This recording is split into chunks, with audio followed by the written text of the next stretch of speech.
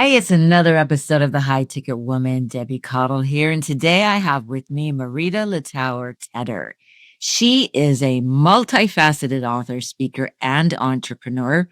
And she's based in Lubbock, Texas. So she's about, I don't know, what is that? 4 hours away from me? We're like 5, but 5 hours. Okay. Yeah. She's got over 30 years of experience, and she's dedicated her career to empowering individuals, especially women, to embrace their authentic selves and have more fulfilling lives. Marita, welcome to The High Ticket Woman. Thank you, Debbie. It's good to be with you.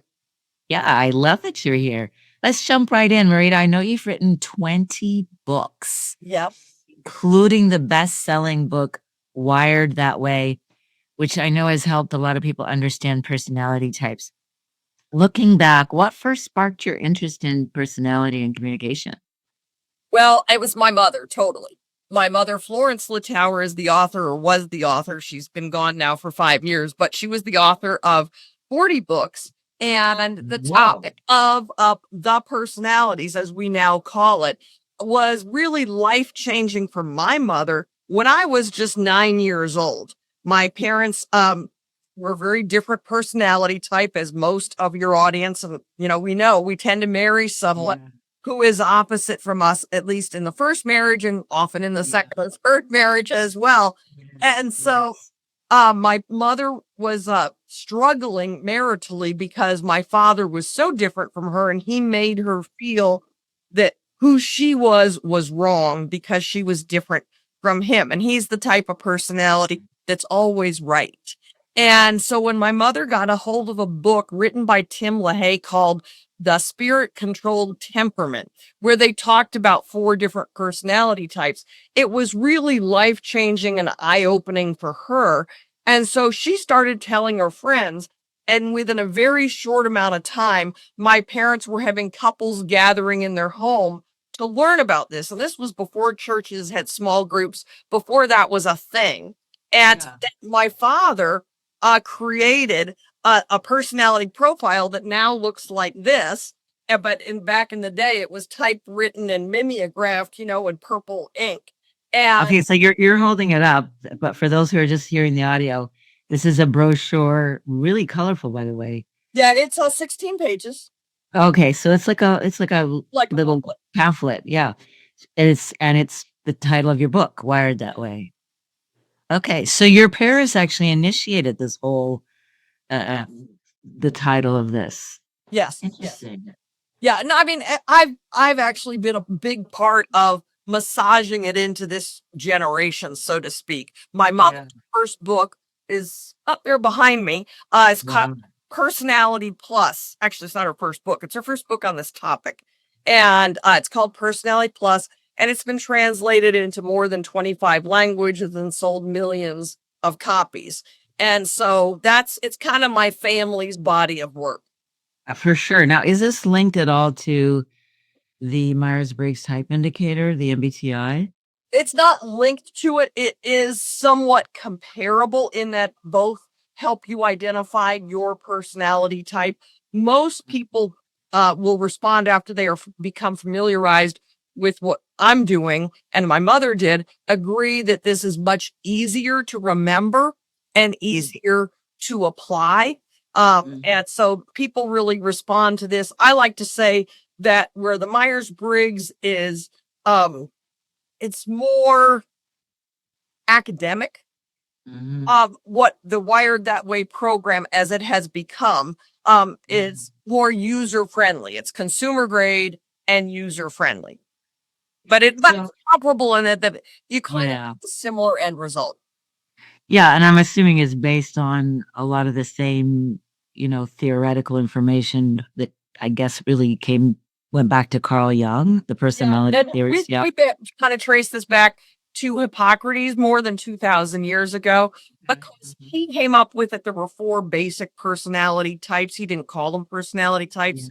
The melancholic and phlegmatic and and so those are what Tim LaHaye in his book Spirit-Controlled Temperament introduced to the modern era, so to speak.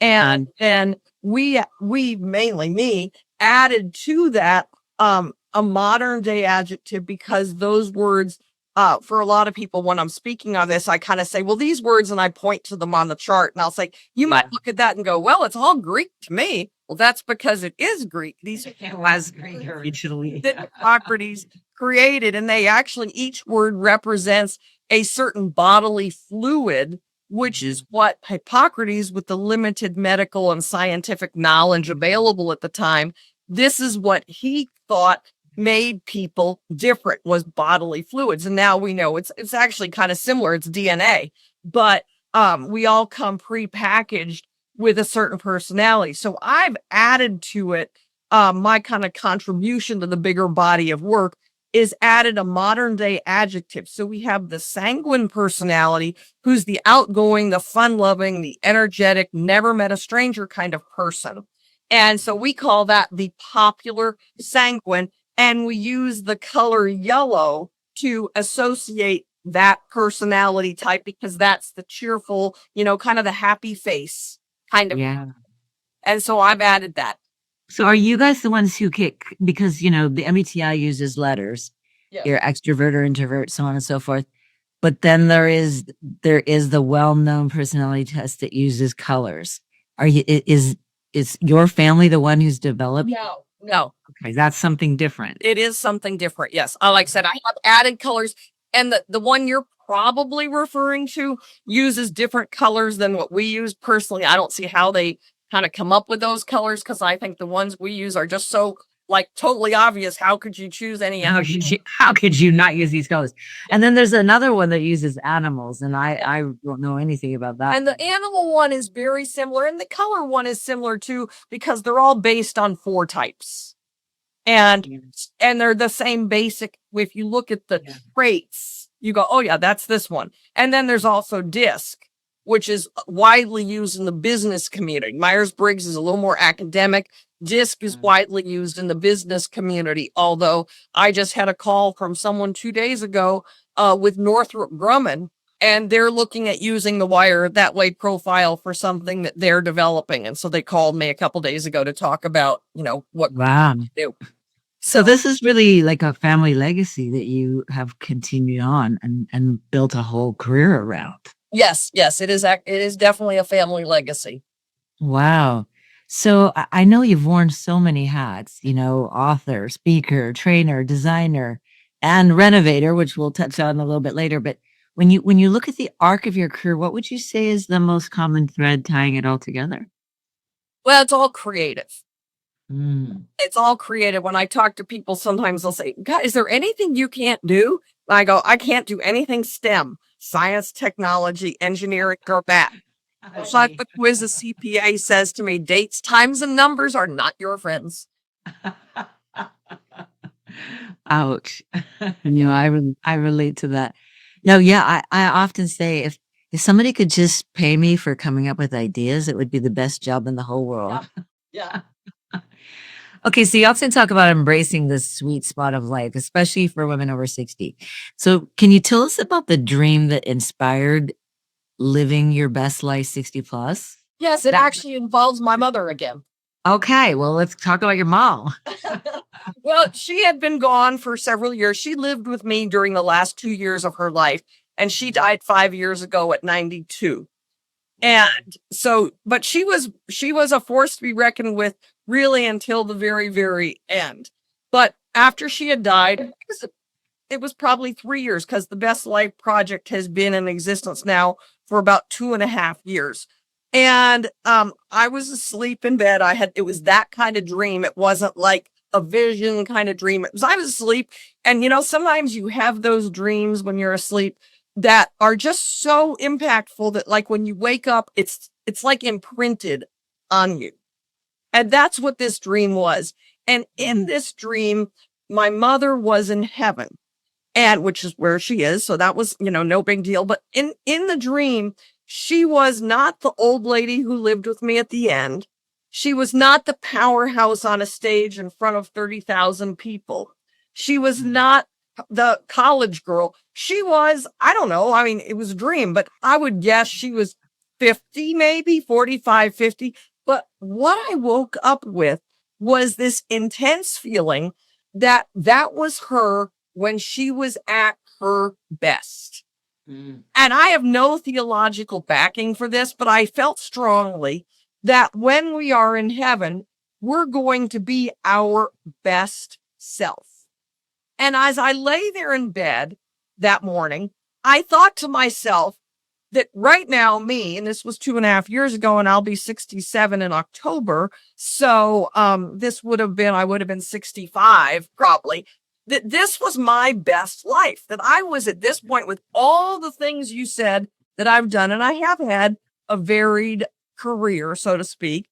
But I realized this me, Marita Tedder, married to Chuck Tedder, living in Lubbock, Texas, remodeling houses. This is my best life. And so I began to, it just percolated. And then I had a friend, someone that had been a part of the training my mother and I had done for years. We trained people to be speakers and writers for years. And this particular woman, her name is Debbie Robbins. You might like to have her on your podcast, actually. But Debbie called me out of the blue one day. And I remember who she was, but we weren't tight. And Debbie called me and she said, I need to talk to you because I think I need to write a book and I need you to help me write a book. She said, I have just won the Ms. Senior America title. And she said, I believe God has given me this platform and I don't want to waste it. So I want to write a book. And I knew her enough to know that writing a book in a year was not going to happen for her. And so I started talking to her about that she should have a blog. And I said, because by the time you write a book, find a publisher and get it into book form so it's in the hands of the public. Yeah. You're no longer going to be Miss Senior America. And I said, so you need to do a blog so you can kind of think of it as chapters and you put them out there and you put them out there. Well, as she and I talked, I then told her my little dream story. And she and I got to talking. We got really excited about doing a blog. Well, a couple weeks later, my sister and I went to Hawaii on a trip together. My mother had a timeshare in Hawaii that she had left us, and we decided to go and use it. And I told my sister about Debbie's call and about my dream, and my sister got real excited about it.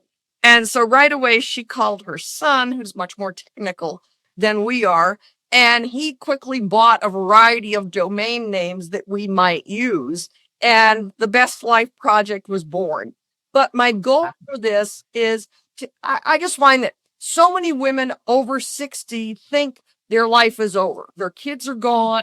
They have an empty nest. They aren't perhaps as lovely as they think they once were. And they just feel like they're on the downhill slide. And like I said, for me, I'm living my best life. And I want other women to embrace that and really look with enthusiasm. And so we provide we provide inspiration, ideas, and instruction in a fun and positive format. So just to be clear about what this is that you have a website and you blog, the two of you blog about. Actually, we have 25 different contributors.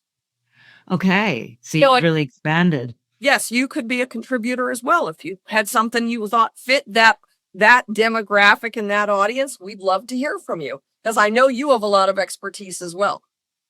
Well, and I'm not yet 60, but yeah, I probably could contribute. So somebody would just go to the website and then there's just multiple articles, right? That's essentially what the Best Life 60 Plus project is. Okay, cool. It's so when you resource for women to live their best life. I love that. Okay, so let's define the sweet spot of life. What does that mean to you personally? And how does a woman know or recognize when she's living in that sweet spot? Well, again, we're looking at a demographic that's over 60 and that's female. And there are some factors that tie in there. And there is on the blog, it's thebestlifeproject.com with a hyphen between best and life. Unfortunately, the Best Life Project without the hyphen is something else. So we had to go with the hyphen. But There is on the blog, there is one of the posts that's the definition of the best life. And basically, it's like picture a Venn diagram. There's 3 elements, and one of them is health. So you need to have health to really be living your best life. You need to have time, which many women over 60 find we have time now. We're retired. Our kids are out of the house, and we have time that we can do things that are for us, that we want to do. And then the other is resources, which is you need to be able to have some funds available to you. So that when those 3 things, health, time, and resources intersect, that is the sweet spot. Okay. That makes total sense to me. So what is the overarching message then that you hope women take away from the project? Is that I mean, other than they can live their best life by our 60. Well, it's not too late. Currently, I'm working on an article. I haven't written it yet, and I don't even actually have all the people I'm going to interview, but I'm working on an article where I'm going to be interviewing 3 or 4 different artists who didn't really come into their own in art until they were over 60. Interesting. So my hope for that piece will be people who read it will go, I could do that. It's not too late for me. I could start that. And I've got 2 of my guests, so to speak, ready. My sister wrote an article recently on, is a Disney cruise right for you? She went on a Disney cruise with 2 of her grandchildren, one of her son and his wife and their 2 children. And when she told me about it, it's just like, it sounded like torture to me. Have you considered turning this into a podcast? It sounds like it would be a great podcast. Yeah, I have considered that. Honestly, it seems like too much work to me because I'm too busy having fun. Okay. Well, we don't want to take away any of your fun time for sure. I know that in the project you really emphasize generosity and community. So why do you believe those are key to thriving later in life? Well, I think it's a matter of looking out. If we're totally self-focused, it's very easy to become absorbed with, what's wrong, what I'm not happy with. But when we look outside and have an outside focus, whether it be church, whether it be charity, or even if it's just friends, but that activity being involved in the community helps us to have a balance. I want to go a little deeper here and just sort of maybe draw on some of your own personal experience, because you have so much background and personality types. And you say that women, when they get into their 60s, think that, the best years of their life are over. Let's look at this through the lens of marriage, as you say, empty nest. And what I see as a marriage therapist so much of the time is that couples have often grown apart. Yes. Everything was wrapped around the kids, and now the kids are gone and they've lost this connection. So how does that play into helping women, especially, truly believe you can live your best life? Because maybe they're looking at through the lens of, I want my husband to join me and he doesn't want to, or I don't even know if I want to stay married to him. Yeah, well, I think that's a good question. But there's a lot of, and I have many friends, including myself, frankly, who have I want to go and do this, and he doesn't really want to go and do that. I mean, he's like, my husband rolls his eyes. We did something Monday night together, and it was something I thought he'd enjoy. And when he agreed to go do it, he said, we don't have anything else this week, do we? And I had to actually lie to him and say no, because we have an activity tonight that was a gift to him for his birthday. And this was when he and I were having this conversation. It was before his birthday. And so I couldn't tell him. Right. He had this thing Friday night and something Monday night, but he's a good sport about it, actually. But he does kind of thighs. The implication is he only wanted to do one thing socially. Yes. In the week. Yes. Yeah. Yeah. Otherwise, it's too much. We're opposite personalities. So even just understanding that and accepting that, just because I want to go and do and he doesn't want to go and do, doesn't mean he's wrong or that I'm wrong. but that Right. can find a balance there where I can go and do things with my friends. And, I went to Hawaii with my sister. I'm going later in November. I'm going on a trip again with my sister and my sister-in-law using mom's timeshare points. And he's not going, but he and I went on a cruise earlier this year. We did a cruise together and he enjoyed it so much. At the end of the cruise, they say, you get a discount if you sign up for another cruise. And he agreed and we signed up for another cruise for next year. Cool. So, it sounds like what you're really saying without saying the words is you got to be patient. You've got to find balance, but you also you have to have a community of friends that you can go out and do things with so that you don't have this, I guess, growing frustration or even resentment towards your spouse because retirement and life after retirement might look very different for you and your spouse. Yes. And Yes. yeah. Yeah. But the personalities is a big part of that. It's a big part of it. Yeah. Understanding who you're married to. And when you understand who you're married to, Yes. it's a lot easier to kind of give them grace. Yeah. And say, okay, that's who he is. Now, in a perfect world, which we don't live in, but in a perfect world, I would grow and mature and be more balanced, which I believe I have, and my husband would grow and mature and be more balanced, which he has no interest in. He's like, I've been this way for 60 some years and this is how I'm going to be. That's his attitude. So I'm like, okay, that's how you want to live your life. But understanding his personality gives me the grace to allow him to be who he wants to be. Yeah. How much of your personality work flows into the project? Just out of curiosity.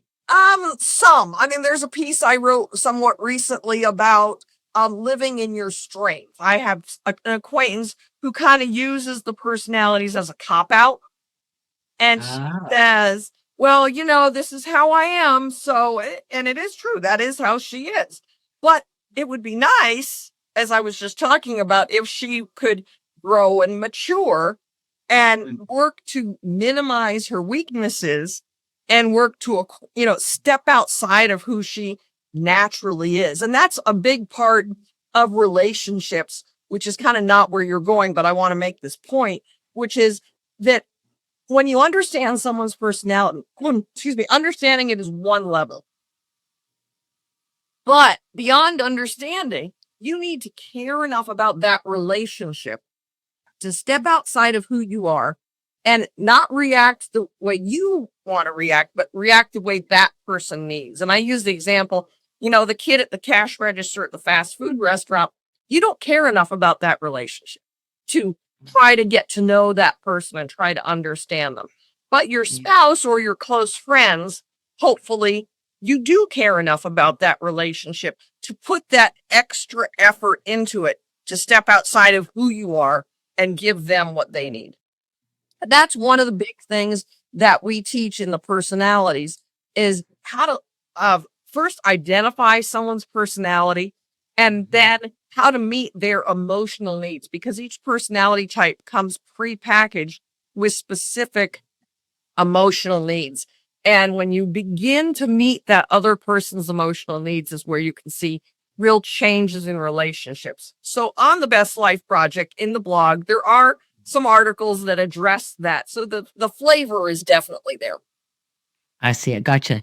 Now, I think he says something really important that I do want to touch on, and that is that people do often use these personality tests as justification for behavior. And you're basically saying that even though your personality explains your behavior, you shouldn't stop there. It shouldn't be the rationalization for staying stuck and taking responsibility for maturing and growing and learning. And that if you people do this with the love languages too. This is my love language, so you need to speak my love language. But instead, what you're really saying is, no, we need to reverse that and go, this is a tool to help me understand you better. Yes. How can I understand where you're coming from and what your needs are? Yes. And we talked about my family legacy, so to speak, on the personality. For my mother, for her, what was eye-opening on the topic was understanding who she was. Because I grew up with this, my parents started getting into this when I was 9 years old. Like I said, I'm 67. And so I've grown up with this. It's just part of my life. So for me, when I started adding to the body of work, started teaching with my mother, what I realized is how important this was in relationships with others. For me, when you think about it, the first time in life that you have to get along with someone that you maybe don't like is when you go to work. Mhm. Prior to that, you're a child, you're a teenager. If you don't like someone, you don't play with them. You don't hang out with them. But when you get Especially your sibling. well, true. And you may not play with them either. But I'm grateful my sister and I today, though it hadn't always been that way, have a good relationship. But when you go to work, there may be the person, in my case, it was fast food, but there may be someone next to you that you really don't care for.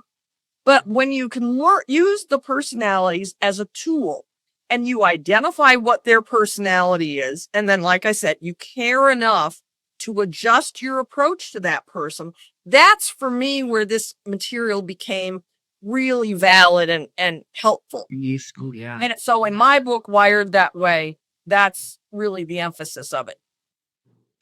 Yeah, I love that because that's a very selfless approach to tools, as opposed to, again, the self-justification of like, you just need to put up with me. This is how I am. All right, back to the over 60 project.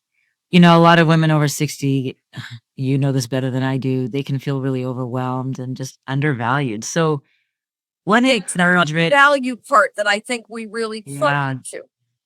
Yeah. So what encouragement would you give a woman who's listening right now? And she may not even be 60 yet, but she still may be feeling this way. Yeah. Or she's looking at entering into her 60s and thinking, I'm in the last season of my life. What do I even have to look forward to? I mean, obviously there's a lot of articles on the website that will help her, but if you were going to give her one specific piece of advice or encouragement right now, what would that be? I think it would be like I was talking to you earlier about that. I'm going to do this piece with artists who kind of didn't come into their own until they were over 60. It would be that. And maybe art's not her thing, but to find what has she always wanted to do? What is she? And because the idea of the demarcation line of 60 is not that that's any magic number. It's just that most of us by that point have children out of the house if we have them. I personally never had children, but most people that have children, they're out of the house by then. They're established in their career or ready to retire or retired. And so they are in a different phase. And that's why the 60, and it could be 55, it could be, whatever, but that's kind of the demarcation line. But instead of thinking you're on the downward slide, think of what have you always wanted to do? Maybe it's traveling. And there's ways to do that. And even if your spouse or you don't have one doesn't want to travel, there's other ways to do that. And so that's what I would say is look at what have you always wanted to do that you never had the time or opportunity to do and step into that. How much does a woman's faith play into her ability to really see value in this season of her life? And how has your faith shaped the way you view your life now? Well, for me, my faith is hugely important. Yeah. And I believe that God does guide me and direct me along the best pathway for my life. And so I believe faith is very important. And if you believe in a God-directed life, you can look at that future through that filter. Yeah, absolutely. Okay, I do want to talk about your career shift because, first of all, it does fascinate me. And secondly, I think it really speaks to life isn't over if you, when you approach 60, life isn't over. As you say, some of the best years that you may have still lie ahead. I definitely believe that for myself. So in 2016, you pivoted into interior design and home renovation, which is like if that feels like a 180 switch, although you're right, there's this creative element through all of it. But talk to us about that. That's a big shift from writing books and going to conferences. What drew you into that world? Well, actually, it's been a lifelong interest. Like we were just talking about, ask yourself, what have I always wanted to do? I majored in college in interior design. Oh, well, you were just returning to your roots. Yeah, I came full circle in a way. I did not graduate, but that was when I got out of high school. I graduated from high school early. And so I didn't have a plan. And my parents were like, okay, so what do you like to do? They're trying to help me figure out, well, I like to, all the guys I dated at that time, I was like decorating their space, whatever apartment, their room at their parents' house or whatever. And I really loved doing that. And so I went to college. I went to the local junior college and I took every class they offered on interior design. Now I didn't take any other, serious classes, but I took everything they offered on interior design. And I actually, it's kind of funny because this is coming back in now. I did color analysis for women for a decade. Wow. I remember getting my color analysis done. I did in my first book out there, Shades of Beauty. That was my first book, and I wrote it when I was 23, and it's on color and wardrobe and makeup. And that was the thing then, and it's kind of coming back now. So I chuckle when I see things on Facebook about which green looks better on her. It makes me laugh. But it's like, you never hear anything about that anymore. But every time I go shopping, that is in my head. Like that's the wrong color of, as you say, green for me. But this green, the winter green, that's good for me. But the autumn green, the fall green, no, I think in terms of like color and seasons, it's fascinating. Okay, so is that what you do now? Do you do interior design and home renovation? Well, I really do very little of that anymore. I have a project as soon as we're done. I have a project that I need to go to. My pool is there redoing a basement at the moment. It's a friend of mine. So I'm kind of not actively seeking work. And this is my third project this year. And wow. And maybe my last project this year, maybe the last project of my life, although I have another friend who needs a bathroom remodeled. So I'll probably get that done. You strike me as somebody who I mean, you can pick and choose, but you like helping people and you've helped people your whole life. You're just, yeah. Okay, I have to tell on myself because I love watching HGTV and my first husband and I, he was a contractor. So I got my feet wet a little bit with fixing and remodeling homes. Unfortunately, we lived in all of them and we never flipped them. So it was years, but my personal house is here. Yeah. Well, I fell in love with that. And my husband now who, talk about living in your sweet spot. My husband's 65 and I'm 56. And, my life has just gotten better and better and better. But when I every time I'm on HGTV, I'm on the treadmill working out at the gym and I've got HGTV on, I come home and I'm like, I want a fixer upper. And my husband cringes because he has no construction background. He's like, oh no, a fixer upper. But then there's just this part of me that's like, if I had another career, I would want to do that. Well, and I started flipping houses. Yeah, my husband's parents had passed away and he had inherited a chunk of money. And it's a long story, but my mother had a vacation rental in Palm Springs, California that I managed. And every summer I would go and try to do something to refresh it, and I go for a week and get stuff done. And that year I had gotten new flooring put in and I was so happy with the house and I bought some new furniture for it, spending mom's money. And I gotten this done.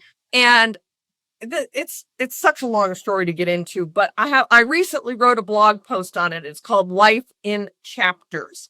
And people have told me it was really encouraging to look at your life in chapters so that if one chapter ends, like you get divorced, that's not the end. It's just the end of that chapter. Then another chapter is going to begin.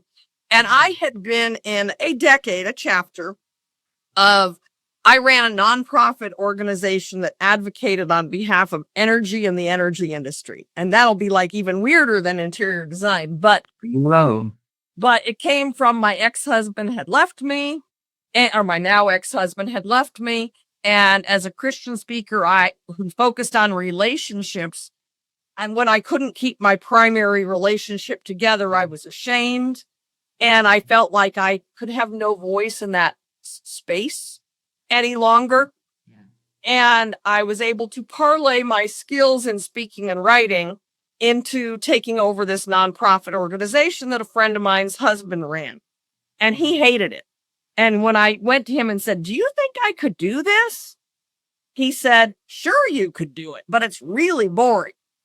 And that's what he thought about it. And I got into it and I kind of morphed it into what fit who I am. And I loved it. I had a great time. But when Donald Trump got elected in 2016, I said to my husband, who I met because he was also in the oil and gas business, I said to him, "You know, with Donald Trump in the White House, he's the biggest energy advocate out there, and he's got the biggest bully pulpit in the world. They don't really need me anymore." Plus, the price of oil had gone down, and I was having a really hard time raising money for the work of this organization. And I said to my husband, "What I'd really like to do is flip houses." And he said, "Okay." Now, it wasn't that easy. It was a much longer conversation. And so I did flip, I think, 5 or 7 houses. And then my mom came to live with me and I needed to take care of her. Yeah. And then someone called me and said, "So-and-so said you worked on her house. Would you do my bathroom?" And that was word of mouth that went from there. What's one of your favorite renovation projects that you've done? Oh, there's so many. There's so many that are great. I have all of them on my Facebook page for my business, Triumph Properties Lubbock. And which is the best? It's hard to decide. One of my best friends' bathrooms it's one of the ones I'm most proud of. Okay. And I really love working with people to figure out what's important to them and what do they love. There's another one we did that had orange Formica countertops, and the homeowner loved color. And so now we redid it, we redesigned it, and the lower cabinets are teal, and the upper cabinets are beige, and the upper cabinets have black handles, and the lower cabinets have gold handles. Wow. Have this fabulous kind of iridescent backsplash. And can you tell I'm excited about this? Yeah, absolutely. But renovating a home, it teaches you a lot about resilience and perseverance, windows, reinvention. There's a lot to learn about yourself in doing projects like this. Yeah. You know what I love about you is that you're always reinventing yourself. Yeah, and that's kind of the point of my recent life in chapters. And I actually wrote it. I didn't mean to write it, but there is a podcast called The Next Chapter. And when I read his kind of what he was looking for, I thought, "Oh, well, that's me." And so I sat down and wrote for him my life in chapters, and it turned out to be like 600 words. And then I realized, well, I've put all this energy into this. I need to do something more with it. But people have said it's been really encouraging to see kind of the repeated reinvention. Yeah, I think that is the key word here to describe you. You're in a constant state of reinvention. So what are you doing right now? Like, what is you're sort of moving away from the remodeling and the interior design. Okay, you're moving to this chapter of I want to stop working unless I feel like working. Exactly. Yeah. Okay. And I'm blessed that I have that freedom, ability to do that. Can I tell you, since you asked? Absolutely. What I'm doing now.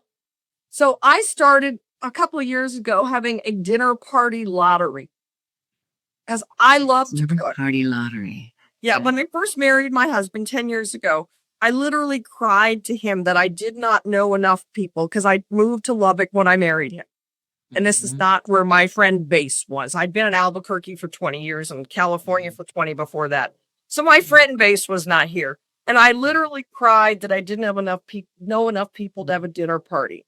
And so, but after a couple years ago, I realized I'm not having dinner parties because I have so many friends that I don't have room to seat them on my table, and I don't want anyone to feel hurt that they're left out. So I started a lottery. And I sent everybody this email explaining this whole lottery concept. And yes, there's a post on my blog about this. But my husband doesn't share my love of entertaining. So about 4 months ago, I got this idea. Instead of doing a dinner party with couples, I'm going to do a ladies' luncheon. I love it. So I'm reinventing the art of the ladies' luncheon. So I've now had 4 ladies' luncheons, and I love to create the menu and the theme. And I use Canva, and I do a pretty menu. The most recent one I had a Mediterranean theme, and the one before that was Asian. And I don't remember the other 2, but You clearly have this zest and energy and enthusiasm for life. It really truly radiates out of you. And I think there has to be a really strong positive correlation between your mindset and your health, your mental, your emotional, and even your physical health and longevity. Let's talk about that as we begin to come to a close here, because there's got to be a correlation here. I can't really address longevity, though. I did just hear a holistic health person speak at a luncheon yesterday, but I'm going to be healthy. I want to be healthy as long as I'm alive, of course. And I work out and I eat well and I have a good attitude. Yeah. Well, it's mind, body, spirit, right? So you are taking care of your spirit. You are, and it's different yeah. for people. I like to host ladies' luncheons. Yeah. One of the luncheons we had recently, there were one woman, we went around the table because they all didn't know each other. And I had them kind of introduce themselves. And one woman, one of the last ones to introduce herself, said, she started by saying, "I'm a survivor." And we all kind of went, "What?" And she was a victim of physical abuse in marriage. Mm-hmm. She was in an abusive marriage. Turns out 2 of the other ladies at the table were also. Wow. And none of us knew that. But we had a sudden instant connection through that avenue that was provided of the ladies' luncheon. Yeah, you're doing an incredible service even through these luncheons, giving women the opportunity to connect, and open up and share their own stories, which is a huge part of healing. I think of my mom. My mom will be 85 this year, and she is an artist, but she spent her whole life as an elementary school teacher. And I knew peripherally that she could draw, but she never really started to do anything with her art till after she retired. And at 80 years old, she got her own website. And she blogs and she posts her art and she teaches art classes and she has art showings. And I am just amazed at my mom. I always say she demonize your bundle, but this is exactly what you're talking about.